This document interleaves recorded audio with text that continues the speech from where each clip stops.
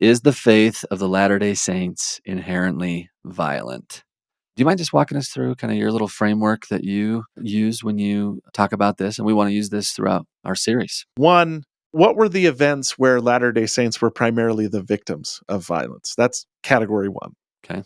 Category two, where was it where Latter-day Saints engaged in conflicts with others, where they kind of gave as good as they got? They had violent acts inflicted upon them, but they sometimes inflicted violence on others as a way of fighting back. And category three is, when were Latter-day Saints the aggressors? Like, when were they the people inflicting violence on others? The mob attack at the John Johnson farm, which we're going to talk about today. That's kind of the earliest major act of organized violence that occurs against Latter-day Saints. Mm-hmm. Then there's the expulsion from Jackson County. Latter-day Saints are expelled from Jackson County, where they've been told to build the city of Zion.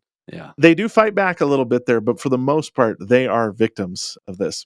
When we come to the last category, which is when were Latter-day Saints the aggressors in the conflict? Like, when are they just flat out and out the bad guys? Instigators. Yeah.